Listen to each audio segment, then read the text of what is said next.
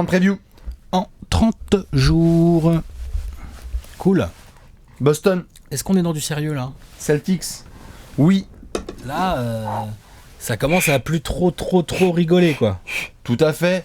Vous connaissez le principe. 30 previews en 30 jours. La série préférée de ton joueur préféré. On fait même bouger les télés. Tous les jours. 30 jours avant le début de la saison régulière. On s'occupe d'une franchise par jour. On est quasiment à la fin. Ah là oui. Là ça touche au but là. J'ai envie de chialer. Ouais. Qu'est-ce qu'on fait ? On regarde un peu ce qui s'est passé la saison dernière et on va s'occuper des Boston Celtics, donc vous installez tranquillement. On fait la bise évidemment à la Celtics Nation. Grosse preview à venir. Coup d'œil dans le rétroviseur. Quelle saison de Boston ? 55 wins. 55 victoires, ça, c'est le résultat deuxième final. De l'Est, tout à fait. On va venir au scénario après. Mais le scénario est tellement dingue. Ah bah le scénario c'est Hitchcock qui l'a écrit, hein. Ça c'est clair et net. Hein. Là, Hitchcock sous pas mal de trucs. Hein. Ouais. Sous Prozac, sous en fait. Sous MDMA aussi, parce qu'il y a quand même une fin assez heureuse. Léon soumettra le bandeau. Pas consommer de drogue bizarre, chelou. Dites non à la drogue. Dites non à la drogue, exactement. Non, mais 5 minutes de saison régulière, premier match, 5 minutes de saison régulière, Celtics Cavs, Gordon Hayward qui veut faire son malin et qui va au alley-oop, et bim, hop, qui plus veut de faire jambes. son malin, le salaud. Bête de passe, la réception. La réception, par contre, horrible. En direct, franchement, j'oublierai jamais. Ah, le mal de ventre. Tu sais, t'es là, j'étais devant l'écran, comme beaucoup de gens, j'imagine, un premier match de régulière. Et en plus, Celtics Cavs, c'est quand même un match. C'est une belle petite affiche. Kyrie qui vient de partir de Cleveland et tout. Exactement, les petites retrouvailles, tout ça. On entend un bruit, on voit que Gordon Hayward se relève pas, mais le jeu continue un peu. Et après, dans les secondes qui suivent, t'as les zooms sur sa cheville. Et là, tu fais Gros mal au bide. Gros mal au bide. Et d'ailleurs, grosse ambiance à la Q de Cleveland. Dwayne Wade qui est au sol, les mecs de Boston qui sont choqués. Donc rien que déjà, au bout de 5 minutes de jeu dans ta saison, t'es déjà sur un nouveau challenge. C'est-à-dire que tu viens de signer un mec en Gordon Hayward autour de qui tu voulais construire avec Kyrie Irving, et là tu vas devoir t'ajuster. Et c'est le terme. C'est ton plus gros salaire. Hein, tout à fait. Et c'est le terme de la saison de Boston, c'est s'ajuster. Oui. Il y a des blessures mental, dans ajustement. tous les sens. Mental et ajustement. Énorme. Voilà. Les deux mots d'ordre de la saison de Boston l'année dernière. De toute façon, on est chez le coach de l'année. Hein. Ah bon, mais je croyais que... Le vrai coach de l'année. J'ai pas suivi, j'ai cru que... Je comprends pas, Dwayne Casey. Stevens, c'est un chef-d'œuvre ce qu'il fait sur cette saison globale. Déjà, parlons juste de la régulière. Sur la régulière, c'est incroyable ce qu'il fait. Meilleure défense de la ligue. Déjà, la défense, elle est incroyable. Horford fait un taf monstrueux. Smart aussi. Jason Tatum, n'en parlons même pas, parce que le mec, en termes d'entrée en NBA, il arrive, il dit moi je suis là depuis 5 ans et demi. Et encore, sa régulière, limite, j'ai envie de te dire, il était timide par rapport au playoff. Tout à fait. Jalen Brown, ça monte en température. Ah oui, Jalen Brown, très bien. Mais attends. Le bench mob. Marcus Smart, c'était bien. Bien sûr. Terry Rozier, c'était bien. L'avènement de Rozier. Marcus Morris, elle est pas mal, ça. Daniel Theis. Ouais, elle est pas mal non plus. Semi Ojeleye. Il y a que des mecs que Stevens prend et tu fais. Toi, ouais. Tu vas atteindre ton potentiel max cette saison. Tout de suite, là, dans 2 semaines. Et t'es en ajustement permanent. Parce que tu n'as quasiment jamais 2 semaines de suite avec le même 5 majeur. C'est impossible. Non. Du coup, on a quand même un très gros Kyrie. Bon, il joue que 60 matchs en régulière, mais enfin, il est un peu plus de 24 points, 5 passes d'ess. Enfin, Kyrie est le leader technique offensif de cette équipe. Clairement. Surtout en l'absence de Gordon Hayward, où on va voir comment ça va fonctionner cette année. Ça va donner lieu à des discussions. Mais là, il était le meilleur joueur offensif complet de l'équipe sans aucune il a été à la hauteur discussion. des attentes quand ils ont fait le transfert contre Isaiah. Hein. Exactement. Ensuite, donc, t'as gagné 55 wins en régulière, t'as fini 2e de l'Est. Oui, alors 2-3 petits détails quand même sur la régulière, parce que tu disais qu'Kyrie joue pas beaucoup de matchs. Pas beaucoup, 60. 60, voilà. C'est vraiment la fin de saison qui fait pas, puisque à partir de février, c'est shutdown. Ouais. Il y a des histoires d'opérations, on sait pas trop ce qui va se passer. Bon, et tu continues à gagner, en fait. C'est ça qui est dingue. Complètement dingue cette saison en fait. Il y a des mecs qui viennent de nulle part. Ils ont gagné avec tout et d'ailleurs ils nous l'ont montré en playoff. Ouais. Playoff, pas de Gordon Hayward, pas de Kyrie Irving. Milwaukee en 7 au premier tour. Ouais. Eric quoi, Bledsoe ? Ouais. Dans la poche arrière, Terry Rozier qui fait un match, qui fait une série monstre. Même Jalen Brown. Ils n'ont pas si mal défendu que ça, Yanis. Bien sûr, ça allait. Tu passes en 7. Tu passes en 7, ensuite tu joues les Sixers qui viennent de fumer le 8. Là, tu leur mets 4.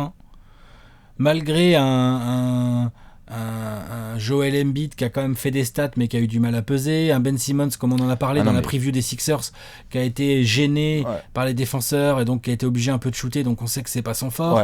Malgré la très bonne défense que sont capables de proposer les Sixers, les Celtics ont dominé cette série de A à Z sans qu'il y ait trop de discussions. Non, c'est sûr. Après ils ont plus de joueurs d'expérience. Après il y avait un peu plus de joueurs d'expérience et c'est surtout même s'il y avait des joueurs blessés, je veux dire. Il y a une... Enfin, je crois que c'est la série de Brad Stevens parce que le match qui gagne à Philly où c'est des systèmes d'une exécution, c'est surléché comme jamais et on se rend compte qu'en fait tous les mecs sont en costard sur le banc quoi. Tu te dis merde, ils vont quand même encore aller en finale de conférence encore là. Déjà qu'il y a des problèmes avec Isaiah Thomas l'année dernière, là maintenant ils vont aller encore en finale de conférence pour aller jouer les Cavs. Les Cavs, ils perdent en 7. Et tu perds en 7, t'as tenu, tu les as même menacés de se faire éliminer. Et bon, t'es un match des finales. Bonbon, Kevin Love. Love. On dit non. Ils ont dit non. Ils ont dit non et tu t'es battu jusqu'au bout. Et là, Jason Tatum, en effet, est juste dingue sur l'ensemble des playoffs. Il augmente sa production, il gagne en confiance. Poster sur LeBron. C'est le meilleur joueur des Celtics des playoffs. Avec Al Horford. Avec Al Horford quand même. Al Horford qui fait une saison. Al Horford, il fait une saison... Parce que c'est le joueur. Il y était lui dans le trio pour le défenseur de l'année ou pas ? Je sais pas, mais en tout cas, il était clairement dans la discussion. Il fait une saison dingue et typiquement le genre de joueur qui vaut le double de ses stats, quoi. C'est-à-dire que tout ce qu'il fait comme petite chose, c'est. Quand tu mets, il vaut le double de ses stats. Non, de ses stats. D'accord, on est bien d'accord. Ouais, voilà. Il fait le double de ses stats et vraiment, c'est le boss, quoi. C'est le daron, c'est le gars qui a de l'expérience. Papa basket. Hein ? Papa basket, il sait un peu tout faire. C'est un vrai pivot moderne finalement. Hein. Il y a eu une période où on se disait alors Ford en pivot, c'est un peu chaud pour gérer les gros. C'est vrai. C'est vrai de temps en temps. Alors Ford, il se fait un peu bouffer la bouche par des mecs qui font 5-6 cm de plus que lui. Ouais, voilà. Et qui jouent un peu au poste et tout. Mais en fait, sur la continuité d'une saison et par rapport à comment Boston veut jouer, alors Ford. Non, bien sûr. Et puis d'ailleurs, tu parlais de 5-6 cm, il a Brad Stevens derrière lui qui lui fait gros, tu vas te taper Joel Embiid pendant toute une série, t'inquiète, je vais le mettre quand même. Ouais. Et donc il met en place des systèmes. Mais il l'a pas joué tout seul, voilà, il l'a. Et il met, donc du coup, Brad Stevens met en place des systèmes et tout un cadre qui fait qu'Horford ne se sent pas seul. Pour aider, pour des doubles, pour obliger le gars à lâcher la balle et tout. Donc impossible sur le script de se dire que Boston aurait fait une saison pareille avec avec 60 matchs de Kyrie, pas du tout de Gordon Hayward, un rookie qui est phénoménal. Tu peux pas, t'es fan de Boston, tu peux pas quasiment pas demander meilleure saison. Non. Parce qu'en plus, il y en a plein qui, au fur et à mesure que le script avance, se disent, mais attends. Donc si tu m'expliques bien la chose, l'année prochaine, on va avoir Kyrie, on va avoir Hayward, et en plus de ça, tous ces gamins, ils ont pris 1500 points d'XP là. Parce qu'en termes d'expérience, tous les Tatum, les Rozier, etc., ça y est, ils ont fait 3 séries en 7. Ouais, bien sûr. Enfin, ils ont fait, 2 séries en 7, et une série contre des ils sont allés en finale de conf, quoi. Donc limite t'es content quoi. C'est pas mal. Donc saison vraiment top de Boston, t'aurais bien aimé aller plus loin, mais ça met quand même les bases. Coup, on se demandait bien ce qu'allait faire Danny Ainge pendant l'été du coup. Ouais, parce que l'autre l'été habituellement il aime bien appuyer sur le bouton rouge. Ouais. Alors, on fait jamais les choses. On va faire le point là-dessus ? Allez, on check. On va regarder tout ça dans le marché de l'été. Le tableau. Le tableau. Ah, Danny Ainge. Assez dégarni le tableau. Ah. C'est pas du Danny Ainge. Hein. Ah. Ouais. Qu'est-ce qui se passe ? Peu de départs. Peu d'arrivées. Ouais. Déjà, faut le dire aussi, la masse salariale de Boston, gentil. Ah, il peut plus trop bouger. Au niveau flexibilité, ça commence à se complexifier là. Ouais. Et il y a des gars en plus qui vont arriver l'été prochain, on va en parler. Hein. Donc, il y avait peu de flexibilité. Donc, bonne décision de l'avoir de Danny Ainge qui en fait s'occupe. Je pense qu'Alex, on peut le dire tout de suite en premier. La prio, t'as gardé Baines et Marcus Smart. C'est trop bien. Et Jabari Bird, si je dis pas de conneries, je crois qu'il a signé un petit contrat là, 2 ans. Bon. Mais Baines et Smart, c'est vraiment trop bien. Parce que Smart, trop important. Smart, j'avais peur. Hein. Je pense que toi aussi, on en avait parlé un peu. Il y avait moyen. Baines, 10 millions sur 2 ans, c'est génial. C'est que du bonheur, ça. Et Smart, 52 millions sur 4 ans, soit 13 millions l'année. C'est ce qu'il vaut, moi, je trouve. C'est ce qu'il vaut, voilà. C'était le plafond max, on avait dit qu'il fallait pas dépasser les 13 millions l'année. Tu t'en sors. Ça met évidemment quand même un point d'interrogation sur comment ça va se passer avec Terry Rozier. On va en parler. On va en parler évidemment par la suite. Mais donc, tu as prolongé Marcus Smart et Aaron Baines très bien, sachant que Smart était un peu désiré par pas mal de monde. Tu laisses partir Shane Larkin, Abdel Nader, le projet Greg Monroe qui n'a en fait pas tant marché que ça. Parce et que le projet Greg Monroe qui marche plus nulle part là. ces derniers temps. Ouais. C'est vrai, faut le dire. Hein. Ouais, bien sûr, bien sûr. Non, c'est les pivots des années 90, ça a du mal un peu à Depuis qu'il a signé son contrat à 17 millions la saison avec les Bucks. Avec les Bucks, c'est un peu compliqué. Ouais. Depuis qu'il s'est mis 6ème homme par Jason Kidd, c'est cool. Ouais. Tu as drafté Robert Williams, qui va t'amener cette espèce de qualité athlétique au poste. Parce que ça fait des années que Boston ne rêve que d'une chose, c'est d'avoir un de ces espèces de géants à la Anthony Davis, à la. Il est pas si grand que ça, hein, Robert Williams. Non, mais il est long, putain. Ouais, il est grand et long. Vas-y, regarde. Mais en tout cas, il y a la détente. Il est vraiment dans le modèle de aucun autre pivot de Boston depuis quelques années. Quoi. C'est un athlète. C'est un athlète qui est un peu kamikaze, qui va défendre son arceau, qui peut se ramener en retard à l'entraînement aussi. Et puis surtout, il va travailler. Oui, par contre, oui. Faut faire gaffe. Oui, mais il va travailler avec Alorford et Aaron Baines. Voilà. Et là, 2m08. Ouais. Par contre, là, j'ai une envergure annoncée à 2m27. Ouais, voilà. Pour 2m08, c'est 2m27. 47, j'aurais dit. Non, mais il est vraiment intéressant pour Boston. Ils l'ont déjà testé un peu en pré-saison. Et t'es calme, c'est vrai. Et t'es tranquille. De Daniel. Mais finalement, c'est assez logique. Ouais. Les objectifs étaient, comme tu l'as dit, Marcus Smart et Aaron Baines. Ensuite, c'est de bien faire revenir Gordon Hayward, parce que t'as recru, dans les arrivées, il y a Gordon Hayward. On peut le mettre, tout à fait, Gordon Hayward. Hein. Tu vois ? C'est clair. Donc c'est quand même pas rien, quoi. C'est de la belle arrivée. Et donc, consécutivement à ça, on a Brad Stevens qui a sensiblement le même groupe. Oui. Et qui va devoir, par contre, s'organiser un poil différemment, étant donné de la disponibilité de Gordon Hayward et des joueurs qui ont re-signé, de comment il va l'utiliser, l'éventuel appétit de Terry Rozier. Enfin, il va y avoir de vrais choix stratégiques à faire. Ouais, et justement, on va en parler là juste après dans le 5 majeur. Il y a juste le dernier détail, puisque je sais pas si on parlera forcément, après peut-être qu'on le fera dans la question de la mort, un peu le financier, mais l'été là de Danny Ainge, tu venais de le dire, il est intelligent par rapport à non seulement cet été, mais le suivant aussi. Oui. Parce qu'il y aura des gros cas à devoir. Il essaye d'anticiper, d'avoir un peu de flexibilité. Mais parce là, Hayward, il y a combien cette saison? À 30 et quelques. Orford aussi. Ouais. À 30. Et Hayward, il en a encore 2 après derrière. Hayward, il y en a encore 2. Non, c'est sûr. Donc la flex, il va pas en avoir tout. Surtout qu'il y aura Kyrie Irving à signer. Parce que Kyrie Irving, il a quand même fait une déclat, on va sûrement en parler, mais il a déclaré genre j'ai envie de rester et tout ça. Ouais. Il l'a dit en public. Alors maintenant, est-ce qu'il reviendra sur ses paroles? On verra bien.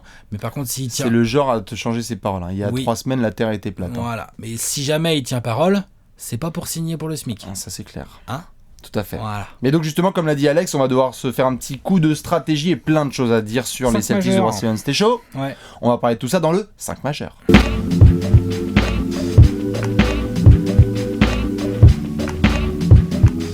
Le 5 majeur. Alex, on tend le bras. Brad Stevens Basketball. Un meneur, un arrière, un ailier fort et un pivot. Brad Stevens Basketball, tout à fait. Nous sommes au TD Garden. On va pouvoir se faire un kiff. Beaucoup de flexibilité. Donc dans là, tu peux la le façon refaire. de parler. Un meneur, un extérieur et un intérieur. Ouais. C'est ça le jeu de Brad Stevens. C'est même carrément c'est un ball handler. Porteur de balle, ouais. un porteur de balle, un porteur de balle, un porteur de balle et un éboueur. Ouais, c'est ça. Clairement. Et il en parlait déjà l'année dernière. Un porteur de balle, un porteur de balle, un porteur de balle, un porteur de balle et alors Ford. Ouais, c'est ça. Donc déjà, lock sûr et certain. Alors Ford et Kyrie Irving, ça on est bon. Oui. On est peinard là-dessus. Bon, franchement, alors, bon. Donc, c'est pas si simple. Non, c'est pas intéressant. Simple. Parce que t'as Kyrie Irving sûr et certain, donc à la main et poste 1 et 5. Allez, poste 1 et 5 pour rester sur le classique. Sur certains matchs, on sait que Brad Stevens ne va pas hésiter à nous mettre du Al Horford en 4 et à titulariser Aaron Baines. Tout à fait. On l'a déjà vu, oui, face au gros Baobab. Quand l'année dernière, tu jouais les Pélicans, tu faisais ça. Aaron Baines joue 15-20 minutes, là. Bien sûr, les Pélicans. Les Spurs, quand il y aura Pau Gasol, tout ça. Même quand tu joues Détroit avec Drummond, enfin, tu vois, tout ça. Tu as fait DeAndre Ayton, tu joues à Rennes. Mais n'empêche que DeAndre Ayton, il va falloir lui mettre des gros dessus. Regarde. Hein? Mais t'inquiète que John Collins et Dwayne Dedman, il faut que tu t'en occupes aussi. Ouais. Mais donc tu es sûr et certain d'avoir Al Horford et comme tu le disais parfois il y aura du Aaron Baines. Après c'est sur les postes. Quand t'as Al Horford au poste 5, ton poste 4 c'est qui? C'est Marcus Momo? Je pense que ça va aller gentiment Jason sur Tatum? le banc. Je pense que ça va aller gentiment sur le banc. Ce sur quoi ils sont partis vraiment, c'est cette espèce de triplette. Hayward, Brown, Tatum? Ouais.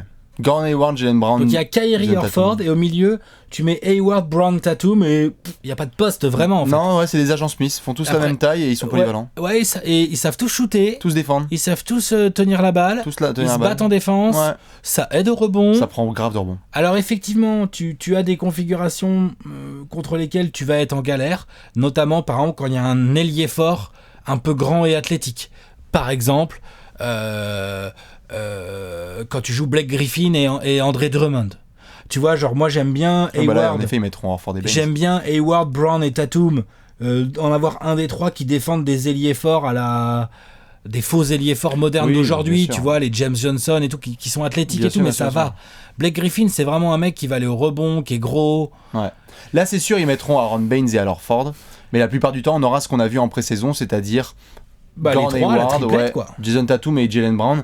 À voir après, en effet, aussi, tu parlais de ces profils-là de 4, il y a aussi des profils de 2 qui sont un peu chiants à les catcher, les Bradley Beal, etc., où c'est un peu relou. Oladipo ? Ouais, c'est un peu relou pour un gars comme Jaylen Brown, par exemple. Ouais, mais il peut. Hayward peut peut-être, non ? Il peut. Et en fait, limite, moi, le point d'interrogation, il est plus sur Hayward dans le sens où il est en soi sur ses jambes, mais je serais pas étonné que Brad Stevens y aille mollo un petit peu avec lui et que parfois il l'intègre doucement, parfois en titu, parfois en remplaçant. Mais du coup, tu titularises qui ? Tu peux mettre Marcus Momo. Voilà, tu décales Brown et Tatum en 2 et 3 et tu me mets Marcus Momo en 4. Par exemple. Oui. Parce que Gordon Hayward, comme il l'a dit lui-même, il est en soi sur 2 jambes, mais il n'a pas encore la confiance totale. Attends, l'autre, il a eu un traumatisme énorme à sa cheville. Non, c'est dur. Donc, entre être sur 2 jambes et jouer à fond, je pense que Gordon Hayward, tu me dis si je me trompe, mais Gordon Hayward, on peut le voir potentiellement bien, aller vers décembre, janvier. Il l'a dit lui-même, il a besoin de temps. En tout cas, ça serait pas une surprise incroyable qu'il soit utilisé en sortie de banc dans un premier temps. Hein. Voilà, ou qu'un autre se retrouve un peu mis sur le banc, mais avec un gros temps. Parce que du coup, il a Terry Rozier. Donc, faisons les rotations. Terry Rozier, c'est un poste 1. Oui. C'est le remplaçant de Kyrie. Oui, je pense qu'on peut le dire. L'effectif le plus profond de la NBA. Non. Moi, je trouve. Pour moi, Boston. Pas pour moi. T'as un autre exemple ? Ouais, je pense que ça rivalise. Je pense que Toronto est vraiment deep.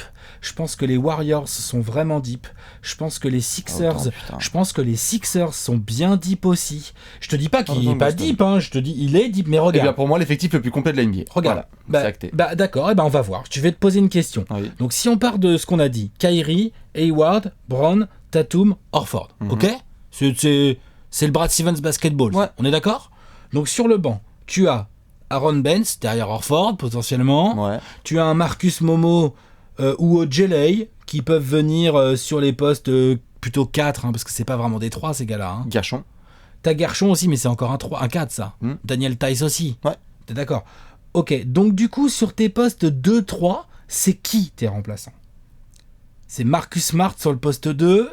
Et c'est qui ton remplaçant sur le poste 3 ? C'est tu fais rentrer Marcus Momo et tu glisses Tatum en 3 si t'étais Tatum ton 4. Il y a trop d'options en fait. Oui, mais donc, ce que je te dis, c'est qu'il y a 1, 2, 3, 4, 5 joueurs, plus Rozier, plus Smart, plus Momo, plus les Ojeley, Tace, Gershon. Et ça fait 10-12 joueurs. C'est pas plus deep que les Raptors, que les Sixers, que les Warriors. Tu me donnes ta hiérarchie, pour moi c'est clairement Boston. Quoi. Attends, je vais ajuster mon discours. On l'a vu là sur la dernière saison en fait. Il y a plus de joueurs polyvalents, mais c'est pas plus deep. Ok, moi je l'ai vu sur la saison dernière, tu vois, c'est-à-dire que si ces mecs-là, ils vont avoir en remplaçant, ils vont avoir des mecs qui ont fait des séries en 7, enfin c'est limite ridicule. Quoi. Non mais attends, ça ils ont des gars qui sont quand même... Là tu parles de la qualité intrinsèque des 2-3 meilleurs remplaçants. Donc, non, pas que des 2-3, pas que des 2-3. Ojeley, il s'est tapé LeBron, mec. D'accord, mais c'est bon, Ojeley, il va jouer quoi ? C'est un bout de banc, Ojeley, il faut pas exagérer non plus. Donc un mec qui a joué en finale de conf contre LeBron va être en bout de banc. C'est juste ça que je dis, c'est que c'est des gars, il va avoir des options. C'est-à-dire que tous les postes sont doublés. Tous les postes sont doublés en fait à Boston. C'est-à-dire qu'il peut y avoir encore plus de blessures que l'année dernière que les mecs vont être là genre vas-y, pas de soucis, Kyrie joue 40 matchs. Tous les postes sont doublés, aux Sixers tous les postes sont doublés, aux Warriors tous les postes sont doublés et il y a de la polyvalence. Oui. Bien sûr, oui, monsieur. Tu préfères Boston, dis-moi ça. Mais moi je pense pas que ce soit l'effectif forcément le plus deep. Dites-nous pour vous qui est le plus deep. Par contre, il a une qualité, c'est que non seulement il y a beaucoup de polyvalence, c'est-à-dire que, comme on le disait, Brown, Tatum, Hayward peuvent jouer 2, 3, 4, peuvent potentiellement défendre sur la plupart des 2, la plupart des 4 et sur tous les 3, en gros, vu que ce sont des 3 qui jouent 2 et 4, quoi, on va dire ça comme ça, quoi, pour schématiser un peu. Donc ça, c'est extrêmement pratique. Et leur force, c'est que Brad Stevens est un véritable génie pour utiliser cette polyvalence. Il peut jouer tous les styles. C'est ça, leur force. Bien sûr. Il peut jouer tous les styles, quoi. Exactement. Il peut même mettre, on va en avoir du Hayward en 1. Il va tester. Il va mettre du Hayward en 1 parce qu'il va être capable juste de tenir la balle et attendre que Kyrie soit décalé en 2. Pendant ce temps-là, Marcus Morris va jouer parfois en 5. Enfin, en fait, il y a une espèce de... Où il va nous sortir des 5, des 5 pour défendre, là. Smart, Hayward, Brown, Horford, Benz. Tu vois, genre, tu sais, le truc relou pour défendre. Oui, voilà, c'est dans ce sens-là. Je pense qu'il y a une polyvalence qui est absolument très intéressante dans ce roster. Ouais, j'entends. Mais donc, du coup, on va garder le 5 dont on a parlé, c'est-à-dire Kyrie... Jaylen Brown. Faudra juste voir sur la répartition des shoots, où là par contre ça va être c'est pas forcément une galère dans le système de Stevens. Il y a des inconvénients, il y a des trucs à gérer. Bien sûr, c'est-à-dire que il faudra voir, évidemment, Kyrie va retrouver le même ratio qu'il avait, Horford s'ajuste sans problème. Hayward, il faut qu'il ait des ballons. Hayward, il faut qu'il ait des ballons, et c'est surtout sur cette histoire de Jaylen Brown, Jason Tatum, parce que on se marre, mais Tatum et Brown, t'as envie de les avoir sur le long terme, et il faut pas qu'il y en ait un qui se sente un peu mis de côté, tu vois. Ça va être difficile. C'est compliqué, parce que tu peux pas donner 40 shoots à tout le monde. Et puis, on l'a suffisamment répété dans toutes les previews qu'on vient de faire. Faut qu'il y ait un minimum de hiérarchie en attaque. Bien sûr. Alors, donc on est d'accord qu'il y a Kyrie. C'est Kyrie qui va être vraiment. Et après il y a devant Hayward. Je pense que Tatum aura plus de shoots qu'Hayward. Je serais pas devant étonné. Brown. Ouais. Bah moi je pense qu'ils vont pas forcément kiffer moi. Alors voilà, qui kiffe pas, mais honnêtement, du coup c'est un problème. Est-ce que avec le talent offensif qu'a Tatum, tu mets Tatum troisième plus gros type de shoot. Excuse-moi, Hayward, ok, il s'est blessé, mais c'est quand même pas un manchot en attaque. Hayward, c'est un mec qui est capable de foutre 23 points par match, 24 points. Tout à fait, mais il peut avec aussi 5 passes d'ess. Tout à fait, mais il peut aussi redescendre sur son, et c'est ce qu'il mentionnait notamment pas mal en prévision de cette saison. Ils peuvent un petit peu réduire son nombre de shoots tentés et être beaucoup plus dans la création, vu que Hayward est un bon créateur, comme tu le soulignes. Donc c'est peut-être un mec qui peut augmenter son nombre de passes décisives, mais Tatum, c'est pas pour clasher Jason Tatum, mais Tatum, tu lui donnes la balle, c'est pas que tu la revois pas, mais il est très fort en finition et dès qu'il a la balle pour scorer. Donc je crois quand même que c'est le deuxième mec. C'était lui Kobe. Ah oui, c'est ça. C'était Kobe. Et à mettre la misère, et il a mis la sauce, allez voir, à Joel Embiid en isolation, à plein de mecs qu'il a pris un peu comme ça, il a fait genre, viens, on va s'échauffer là, dans une salle obscure. Non, mais Tatum est un scoreur fabuleux, et il est clair que ça m'étonnerait bien que Brad Stevens n'essaye pas d'utiliser à fond les qualités de scoring de Tatum. Moi, c'est le deuxième mec qui prend mais tu es quand même d'accord avec moi que un Jaylen Brown et un Gordon Hayward, faut quand même qu'ils scorent. Ouais, ils vont les avoir. Jaylen Brown, si tu lui dis, mec, tu vas défendre sur le meilleur extérieur adverse, mais en fait, tu vas chuter que 6 fois par match. Ça va tiquer un peu, je pense. Hein. Et là, on peut faire confiance à Stevens là-dessus. C'est pas Tony Allen, Jaylen Brown, les gars. Je pense que là où Stevens, on a confiance en lui, va pouvoir faire le boulot, c'est que quand on regarde le 5 majeur, on a tendance à se dire, ah là là, qui va avoir les shoots, mais en fait, il va y avoir tellement d'ajustements. C'est-à-dire que quand tu as 3 des 5 starters qui sortent et que c'est Jaylen Brown qui gère avec Terry Rozier, du coup, les deux sont vachement mis en avant. Mais Brad Stevens va nous gérer des rotations aux petits oignons comme il sait faire. Donc, Kyrie prend le plus de shoots. 2, toi, tu mets pas Tatum? Moi, je mets Tatum. Tatum prend le deuxième plus grand nombre de shoots des Celtics cette saison. Moi, je dis que c'est à la bataille avec en fonction de comment revient Hayward. Donc, tu mets qui? Mais en fonction de comment revient Hayward. Si Hayward revient bien, c'est Hayward le numéro 2. Hayward, à 3, tu mets Tatum? Oui. Et 4, Jaylen Brown? Brown, il est en 4, c'est chaud. C'est chaud pour ça, gueule. C'est pas beaucoup de tirs. Surtout qu'Horford, t'es quand même... Non, c'est pas Rozier, Horford, Marcus c'est pas qu'Horford, il te les réclame. C'est qu'Horford, c'est tellement une mismatch offensive pour tellement de pivots qui peuvent pas aller le chercher à 3 points. T'es obligé de donner ces 4 tirs à 3 points et ces 2-3 ISO à Horford par match. Sinon, t'es débile, t'es pas un bon coach. Alors, tu vois c'est pour ça, moi, je te dis, il faut essayer de donner à Rozier et à tous les gars, parce que Terry Rozier aussi, il va demander le. Je vais exagérer, mais la blessure d'Hayward, ça les arrange l'année dernière en termes tactiques. Évidemment que c'est horrible, mais cette année, ils ont des problèmes de riches à gérer.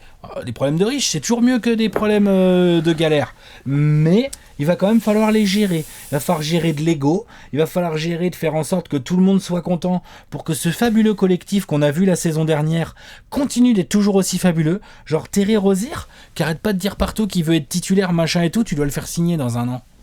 Peut-être il va partir alors. Oui, on va voir. Comment tu fais pour le garder? Je pense que non, mais c'est une question. Ça envoie un message quand même, la prolongation aussi de Marcus Smart. Le souci, tu vois, quand tu prolonges Marcus Smart et que t'as Kyrie Irving qui arrive et qui dit qu'il veut prolonger. Mais si tu as également le souci sur Jaylen Brown, ça commence à faire un petit peu beaucoup. Oui, bien sûr, mais donc, vu que tu prolonges pas un Terry Rozier, t'as peut-être ces sous-là pour Jaylen Brown. Il y a les sous, mais il y a le rôle aussi. Jaylen Brown, s'il est numéro 4 toute la saison. Il l'aura. S'il est numéro 4 toute la saison, Danny Ainge, avec le peu de flexibilité qu'il a, il pourra pas le payer autrement qu'un numéro 4. Et il y a des franchises qui vont venir le voir, qui vont lui faire gros, viens prendre 18 millions en saison chez nous, tu seras numéro 2. Et Jaylen Brown sera très content d'être numéro 2, tout à fait. Mais après, c'est ça que je veux dire. Tout à fait, mais après, souvent, On connaît aussi comment fonctionne la NBA. Les victoires ont tendance à cacher toutes les questions et les débats. Donc souvent les mecs quand ils sont champions ou qu'ils vont en finale, si Boston va regarde enfin Kyrie en et finale LeBron. NBA, tout à fait. Non mais si Boston va en finale, c'est quand même pas tout à fait la même chose. Non, je dis pas ça, mais je pense qu'on n'est pas obligé. Excuse-moi, mais Jaylen Brown numéro 4, je pense qu'il vaut mieux. 4, quoi, tu un vois. peu quand même, quoi. Parce qu'il prendra plus de shoot qu'Horford, je pense, Jaylen Brown. Ben, c'est numéro 4 quand même. Kyrie, Hayward, Tatum. Et pas loin de Hayward, je serais pas étonné. Ah, tu vas voir Hayward quand même. Il est tellement fort. Bon, enfin, Brad Stevens se marre en nous regardant, je pense. Et en plus, Hayward, c'est tellement un Brad Stevens joueur. Oui. Genre, mais il va faciliter beaucoup de choses. Je pense que si certains s'attendent à un level à peu près Utah, faut redescendre un peu faut se calmer. Les attentes parce qu'il va avoir moins de shoot et beaucoup plus de classe. Mais c'est un joueur intelligent, bien sûr, qui se place bien, qui se déplace bien en attaque, qui peut créer, qui peut jouer sans ballon, qui peut défendre, qui va aider au rebond, qui va se battre. Enfin, genre, Brad Stevens va gérer ça comme il faut, il va nous faire des pures rotations et justement nous peut-être qu'on va parler de tout ça dans une grosse question. Allez, on y va. T'es chaud ? Ouais. C'est l'heure de la question de la mort.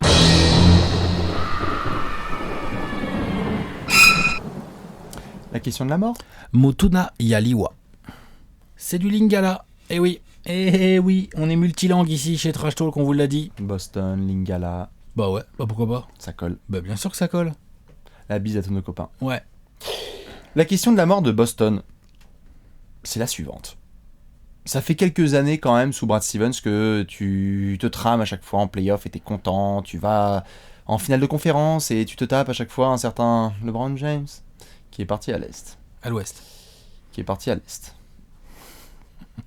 Mais maintenant qu'il est parti, l'objectif il est clair pour Boston, c'est de retourner en finale NBA et d'essayer par la suite d'accrocher une 18e bannière. Ça, c'est l'objectif. Qu'est-ce qui t'empêche, si t'es Boston, d'aller en finale NBA cette saison ? Qu'est-ce qui peut faire que tu feras moins bien ? Moins bien ou aussi bien ? Seulement aussi bien, si je veux dire. Seulement aussi bien. Genre encore une frustration de Game 7. Il faut que Boston ait en finale NBA cette saison. Je veux dire, quand tu regardes la plupart des pronos, on va les faire après, mais beaucoup de monde met quand même Boston en finale NBA. Oui, mais mettre une équipe en finale NBA en octobre, on sait très bien que... On est d'accord. Déjà, il faut regarder la régulière. Tu veux dire qu'on le fait pas à l'Ouest ? Premièrement, et deuxièmement, il faut regarder la régulière, et ensuite, il faut regarder à la fin de la régulière qui arrive bien ou pas bien en play-off. Déjà. Ouais. Ah si. On le fait pas l'équipe, mais tu vois, c'est parce que je me marre parce qu'à l'Ouest, on fait pas du tout ça. Hayward, on sait pas dans quel état de forme il va revenir. À l'Ouest, on s'en bat les couilles, on met Warriors en finale. On a une équipe de grands malades mentaux. On a Hayward, on sait pas dans quel état il va revenir. On a Kyrie Irving, tous les ans, il se blesse un peu. Kyrie Irving. On a Horford, qui n'est pas non plus quelqu'un qui se blesse jamais. D'accord ? Oui, surtout qui est tout jeune, ouais. Et en plus, c'est pas un petit jeune. Donc, déjà, qu'est-ce qui peut empêcher Boston d'aller en finale NBA ? Première réponse, potentiellement les blessures. Ça, déjà pour commencer. Ça, même si l'effectif est deep, mais ça c'est comme toute équipe NBA, j'ai envie de te dire. C'est pour tout le monde. Comme toute équipe NBA, comme tout contender, parce que toutes les équipes NBA peuvent pas aller en finale. Non, c'est sûr. Chez tous les contenders, à chaque fois qu'il y a un problème de blessure, t'as beau te ramener en finale de conférence sans Kyrie et Hayward, là il faut que tu sois full. Ensuite, je te dirais bien les histoires d'ego et de facilité à jouer au sein du Brad Stevens Basketball, même si j'ai toute confiance dans ce coach pour nous gérer ça. Donc ça m'inquiète pas trop. Genre je pense que ça va marcher cette année Boston. Moi je pense que la merde va commencer à partir de l'été prochain. Mais cette année, je pense que tu vas être bien, ça va fonctionner, et Jaylen Brown, même s'il est numéro 4, il va se trouver un rôle ou quoi. Tu vois ce que je veux dire ? Genre ça va aller. Après, on verra évidemment pour l'été prochain, parce que bon, forcément, vu que ça gère assez bien, on verra si ce sera la merde potentiellement, mais c'est vrai que... Non mais ça peut quoi. Tout à fait. Cette année, je suis assez confiant. Mais là, cette année, il y a de quoi être confiant. Ouais. Après, il y a surtout les autres contenders. C'est-à-dire que tu viens de le voir contre d'autres équipes, on va voir comment ça se déroule, mais tu te retrouves très probablement contre un espèce de... duo, trio, quatuor, Sixers, c'est qui les équipes en face ? Raptors, Bucks... Et après, attends, t'as Sixers, Raptors, je pense. Sixers, Raptors dans le haut du tableau. Et après, t'as Bucks, Wizards, Pacers. Voilà. Non, Miami et Détroit, arrêtez là. Ça dépend où va Butler. Voilà, ça dépend aussi où va Jimmy. Mais c'est clair que là, déjà, sur ces match-ups-là... Si, il y a aussi Jimmy avec une équipe de 3e couteau. S'il venait jouer la conférence Est, ça, c'est dangereux. Ça... Tu peux te faire fumer. Faut se méfier. Tout à fait. Et il y a Cleveland, comme le dit Tristan Thompson. Tant que Cleveland n'est pas tapé, les Cavs sont favoris. Tout à fait. N'est-ce pas, mais Tristan? Oui, bien joué, Tristan. Mais donc déjà, sur les match-ups, si tu regardes une par une, les Sixers, tu as déjà vu ce que ça pouvait donner sur la match-up de la dernière. Je crois pas que là, quand tu refais une série, c'est genre, hop, peinard 4-1, parce que vraiment, Philadelphie essaye de grandir, ils sont en année 2 de leur projet, donc ils vont être beaucoup mieux ajustés. Et de toute façon, on va le voir dès le premier soir, puisque c'est Boston contre Philadelphie. Ben Simmons a 22 ans. Embiid en a 24, c'est un âge où tu progresses de ouf. C'est ça. Donc c'est pas du tout le même délire. Si ça se retrouve potentiellement en play-off l'année prochaine, c'est pas du tout écrit que Boston va leur coller la branlée, la fessée comme cette année. Ouais. Ils savent pas. Et là en plus c'est des vrais, pour parler des Sixers, pour focus un peu sur les Sixers, ils ont des vrais soucis à leur proposer. Autant Boston emmerde à mort les Sixers, autant un Joel Embiid qui commence à prendre feu, un Ben Simmons qui rentre un peu ses tirs et qui défend dur. Enfin, c'est très emmerdant. Et tous les Saric, c'est des gars, on a vu, qui sont capables de défendre, de machin. Et en fait, de respecter le modèle de Boston, parce qu'ils peuvent jouer en soi petit. Il n'y aurait pas de problème à ce qu'il puisse y avoir des joueurs un peu plus petits. Et ils vont te mettre la race avec les Dario Saric, Ben Simmons, même Markel Fultz, il va avoir des responsabilités, etc. Tout ce groupe-là, en fait, va gagner en XP et en qualité. Donc, on parle d'un groupe qui, en termes de talent, n'a pas du tout à rougir face à Boston. Non, bien sûr. Pas du tout. Bien sûr. Alors oui, Brett Brown, on peut le considérer comme un coach moins fort que Brad Stevens, mais ça va, Brett Brown, c'est pas une quiche du tout. Athlétiquement, ça joue. Avantage Philly même, quand même, faut pas exagérer, tu vois. Ça joue, ouais. Genre voilà, défensivement, Philly a montré la saison dernière qu'ils étaient capables d'être solides en défense et d'être réguliers pour être costauds.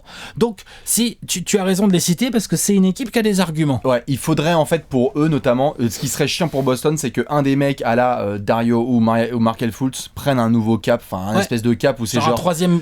Et donc ils sont 3. Parce que s'ils sont 3, j'adore Boston et le collectif, etc. On l'a vu, mais s'il y a une kryptonite dans le système entre guillemets de Brad Stevens, c'est les superstars en face. C'est-à-dire qu'en soi, ils l'ont vu.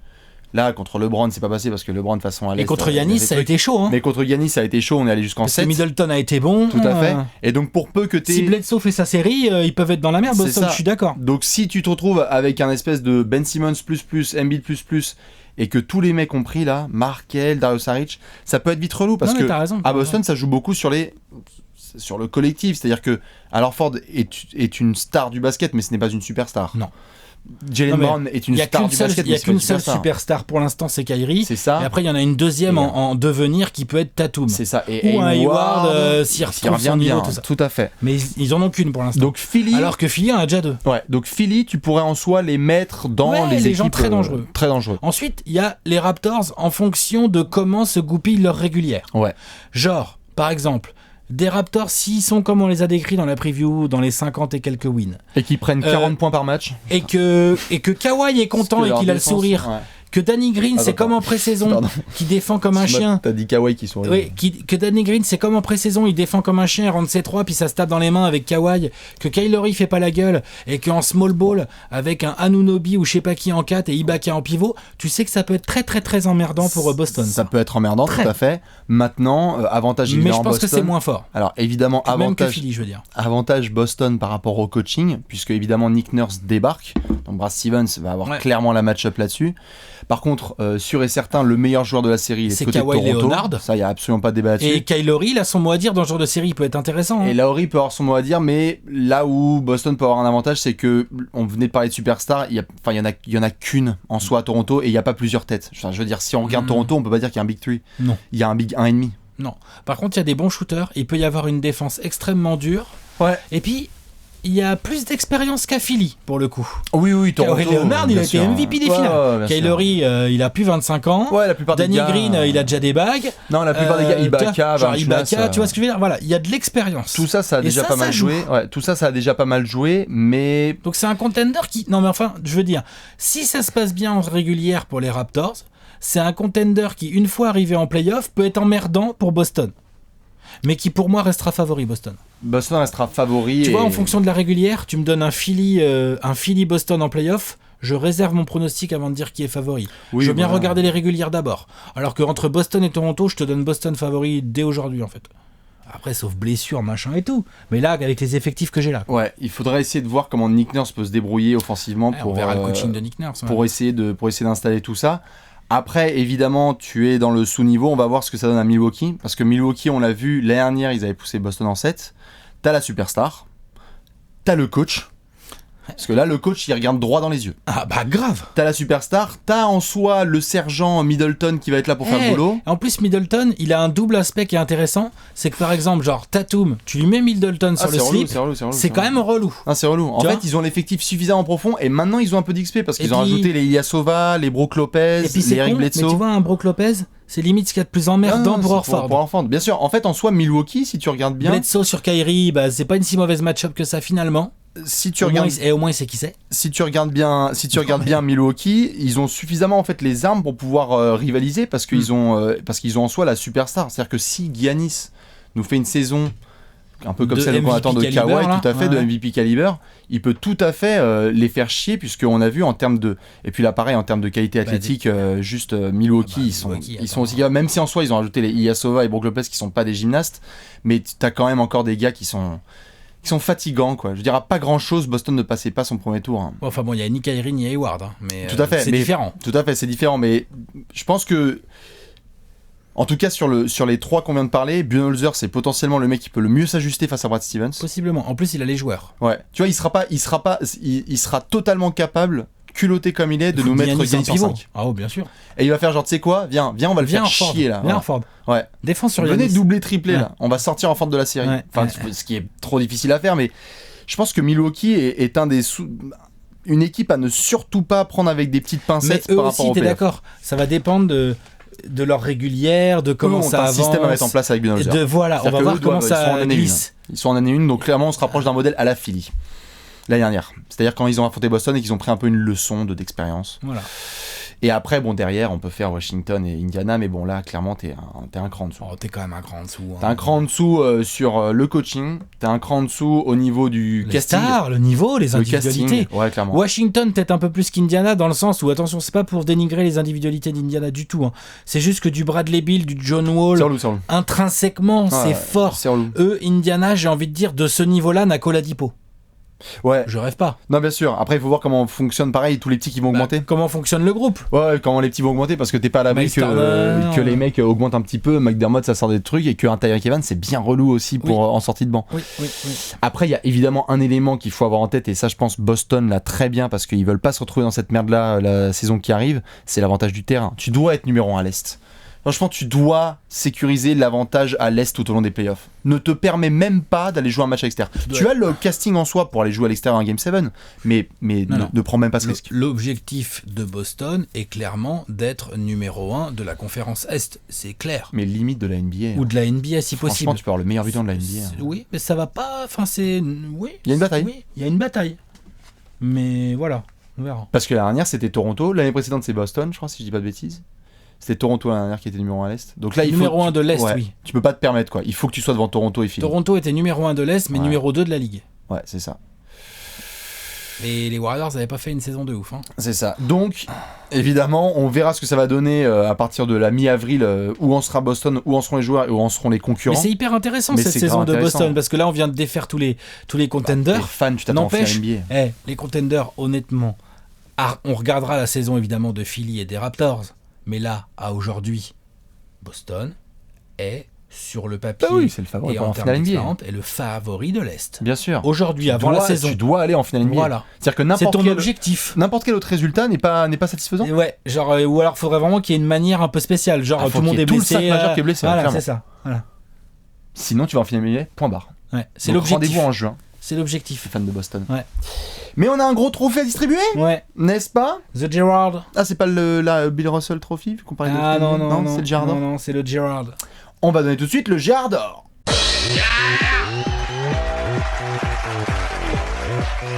Le Gerrard d'or, le Gerrard d'or. On le donne à Alex qui va tout de suite nous faire une Walter McCarty. C'est très propre. C'était pas mal. C'est un des plus propres de toutes les previews. Brad Stevens.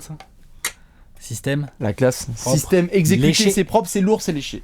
Nous sommes en direct du TD Garden. Il est 1h du matin. On est avec Tommy Heinsohn. That's a terrible call! What are you doing? NBA is bogus! Et donc, tous les arbitres sont des connards et on va devoir cliquer sur un joueur qui va nous faire cliquer sur les Celtics, sur la NBA League Pass. Alex, tu prends qui? Cette année, je vais beaucoup surveiller Boston évidemment, mais Terry Rozier. De manière assez particulière, je fais partie de ceux qui ont été très séduits par ces playoffs. Scary Terry. Faut pas se mentir. J'ai trouvé qu'il a vraiment, dans son style bien à lui, il a vraiment extrêmement bien assumé le rôle qui lui a été donné en l'absence de Kyrie Irving. Ah ouais. Du début à la fin des playoffs, je rappelle à tout le monde que ça a commencé dès le match 1 des playoffs contre les Bucks avec ce petit cross step back sur la bouche d'Eric Bledsoe avec le 3 points dans la foulée et tout ça. Que les gens ont vu en direct avec nous. Voilà, c'était quand même assez monstrueux. Monstre. Et après, il a quand même plutôt bien assumé tout au long des playoffs. Un peu montagne russe, mais bien. Montagne russe, mais on peut pas lui enlever un truc, c'est qu'il se donne, il joue. Tous les matchs, il joue. Il y a de l'énergie. Mine de rien, il défend pas si mal, Terry Rozier. En fait, il a grave back-up ses propos. On était là, on se marrait en janvier, genre, je vais être titulaire NBA. On a fait... Moi, genre, je connais une équipe, genre par exemple les Phoenix Suns, pour ne pas les nommer. Ouais. Tu leur files Terry Rozier à la main, genre ils sont trop contents, les mecs. Et ils sont pas les seuls. Il y a d'autres équipes, les Orlando Magic, pour ne pas le nommer. Mais pourquoi tu prends Terry Rozier, surtout ? Pourquoi je prends Terry Rozier ? Il se passe quoi à la fin de l'année ? Ah oui, bien sûr. Non mais attends, j'en étais même pas encore là. Donc j'en étais au fait que son rôle va changer.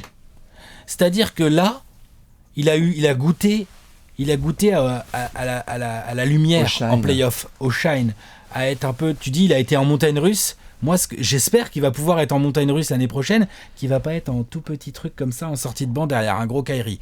Brad Stevens va le faire jouer, mais il aura quand même un rôle différent.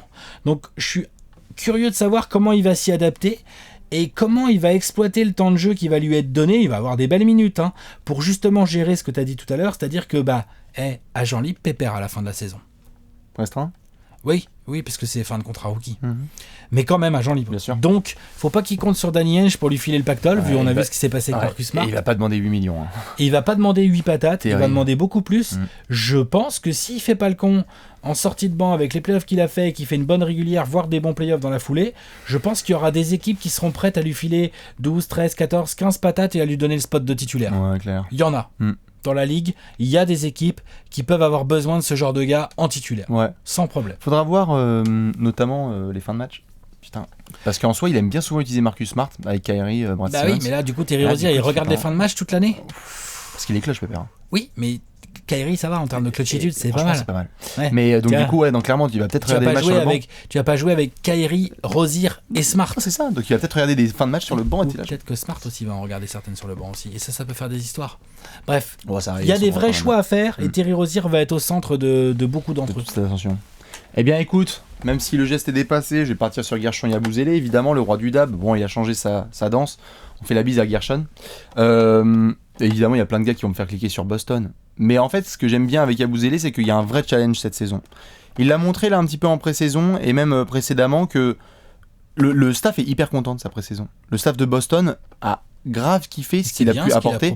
C'est vachement ce qu'il a proposé en termes de... Ceux qui ont regardé les matchs de pré-saison de Boston. De physique, de shoot, de mobilité, etc. Il y a encore du boulot, mais en fait, il avance bien. Et dans cette espèce de peinture de Boston avec des 4, des 5, on sait pas trop qui est à vraiment quel poste, Yabo a vraiment des minutes à aller chercher. Ça va être compliqué. Il y a beaucoup de matchs qui va se taper en DNP parce que, comme on l'a dit, il est d'entrée en bout de banc d'une des équipes les plus profondes de toute la NBA. Pour moi, la plus profonde, mais pour beaucoup, une des plus profondes. Et donc, il faudra voir cette saison, comment est-ce qu'il va se donner, comment est-ce qu'il va pouvoir monter potentiellement dans la hiérarchie.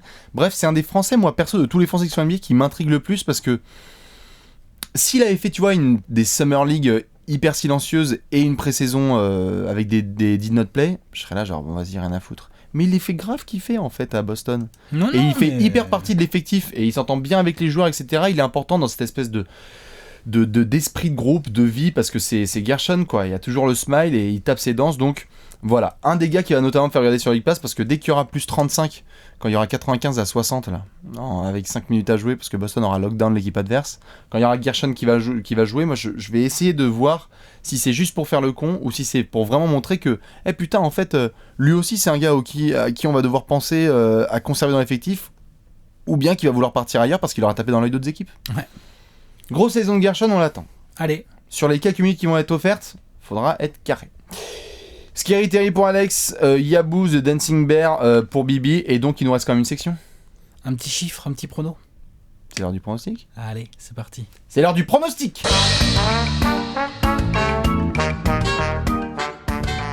Pronostic time ? Pronostic. 24 secondes pour faire le pronostic. Tout à fait, c'est les 24 dernières secondes, celles, vous pouvez le faire, hein, durant lesquelles on va essayer de dessiner un peu la saison à venir de Boston. T'es chaud ? Ouais. 3, 2, 1, toi dans le cœur. 59 victoires, meilleur bilan de l'Est. On verra, meilleur bilan de la Ligue peut-être. Je vous laisse le suspense pour la prochaine preview.